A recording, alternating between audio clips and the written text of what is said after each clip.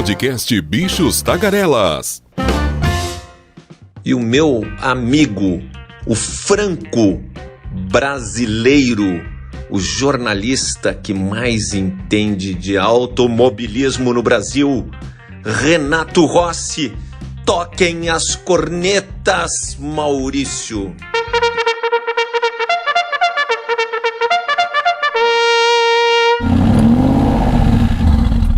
Amigos do Bicho Tagarelas, muito obrigado pelas manifestações simpáticas, muito queridas em relação à minha pessoa, sobre o trabalho que vem sendo realizado. Claro que também é muito fácil se trabalhar com amigos, né? E apostar que este Bichos Tagarelas gradativamente vai pegando um público muito grande, vai ter vídeo aí em breve, quer dizer, vai ter até uma sala de chat visual, não para agora, né? Isso aí esse não é um compromisso meu, né? Esse é o compromisso do gestor do Bichos Tagarelas, que é o meu grande amigo Fábio Marçal, competentíssimo jornalista que está aí por trás desse trabalho que está já dando o que falar no Brasil. Mas nós vamos aqui aos temas que interessam, né? Não fugindo tanto do tema do automóvel e mobilidade, que na verdade é o meu tema de trabalho, mas eu sempre digo que eu era um jornalista durante muitos anos que, como toda a imprensa especializada do Brasil e do mundo, a nossa preocupação era o 0 a 100 em 3 segundos, 4 segundos, 5 segundos, 0 a 100 de Ferraris, de Lamborghinis, de Golfs, de carros nacionais que nós testávamos no Brasil e no mundo, e sempre havia uma preocupação tremenda com a performance do automóvel. Tanto havia que, inclusive, nossos testes eram acompanhados pelas engenharias de fábrica. E havia até uma hierarquia no meio daqueles jornalistas que realmente sabiam conduzir um carro na alta velocidade, onde a gente sentia, e alta velocidade para testes é relativo também, porque nem todo teste feito pelas equipes de teste das fábricas de automóveis envolve alta velocidade, né? Eu testei muitos carros lá na pista de testes da GM em Indaiatuba, que é um dos maiores complexos mundiais da GM a nível de testes, que tem várias pistas que simulam praticamente todas as condições de uso no Brasil. E é espetacular aquilo lá, porque tinha pista D1, D2, D3, D4, D5. Eu tinha a minha preferida. Qual é o D? Eu nem me lembro. Era uma pista que simulava estradas do Brasil, curvas terríveis, cegas, curvas descompensadas para fora, de repente o asfalto que acabava em paralelepípedo no meio da curva, o asfalto rugoso seguido de asfalto liso, molhado. Era uma tortura para qualquer veículo que a gente levasse para esta pista, mas era também um tremendo instrumento de pesquisa para a engenharia de testes e os motoristas de testes da General Motors, que ficavam 24 horas do dia. Aquela pista não parava, os testes eram ininterruptos em turnos, testando carros.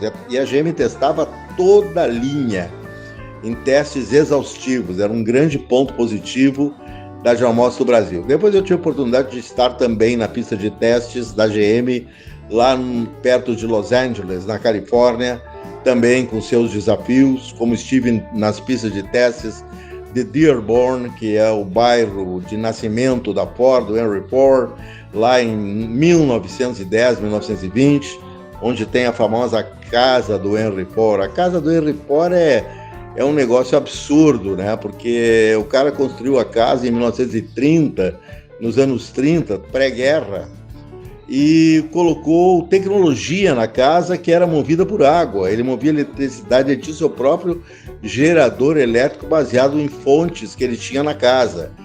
E a casa era espetacular, tinha de tudo que vocês podem imaginar em termos de energia elétrica, de equipamentos da época, de comunicação, e já era um avant lettre, né? Era um gênio além do seu tempo, o senhor Henry Ford. E foi lá que eu, visitando com um guia muito afetado, era um cabelo liso, assim, ele tinha uma afetação, parecia um inglês de Oxford, entendeu? Mas ele era americano, nos levando, e tinha um sofá, assim, que eu achei o sofá meio velho, estava meio cansado, e eu me sentei naquele sofá. Quando eu sentei no sofá, o cara deu um grito lancinante parecia um lobo ferido. Ele gritou: "No, no, this is the sofa, the sofa." Olha, claro que era um sofá, mas era o sofá que eu sentei da mãe do Henry Ford.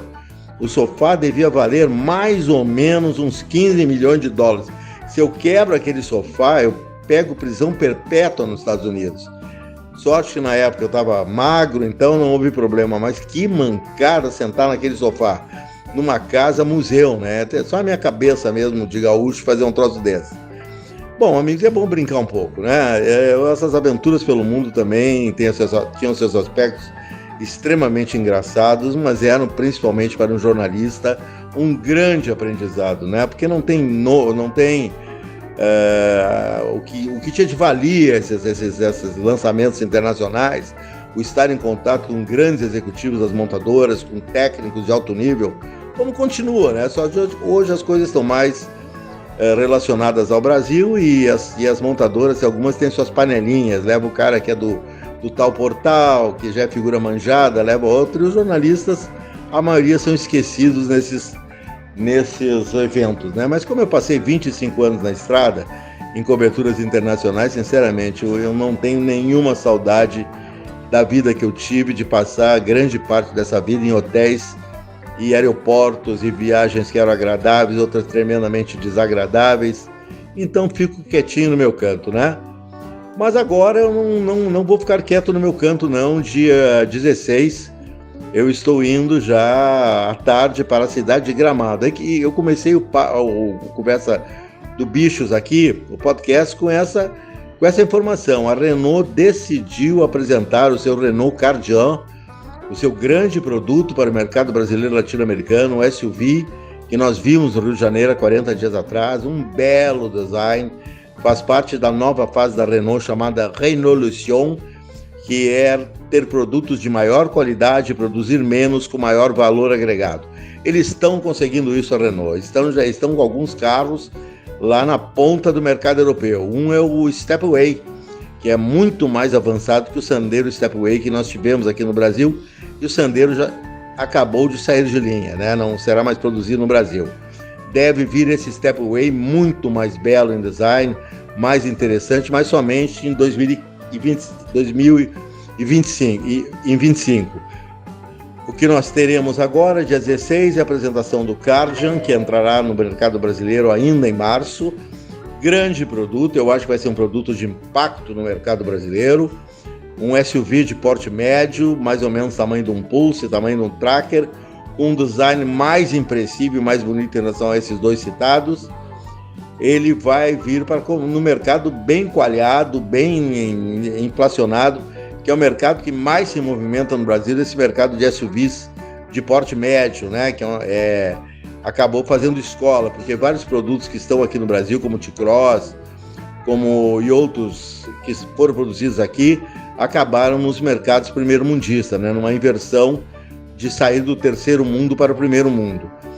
Então teremos dia 16, somente um coquetel à noite, lá não sabemos ainda o hotel, lá em Gramado, e dia 17 já teremos então a apresentação do carro pela manhã, a coletiva de imprensa que começa às 8h30, importante, vai ter teste do carro já lá pela região da Serra Gaúcha, isso é fundamental para nós jornalistas.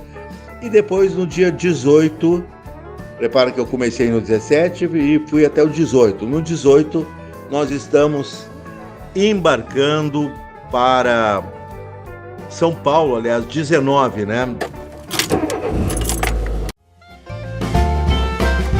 Podcast Bichos Tagarelas.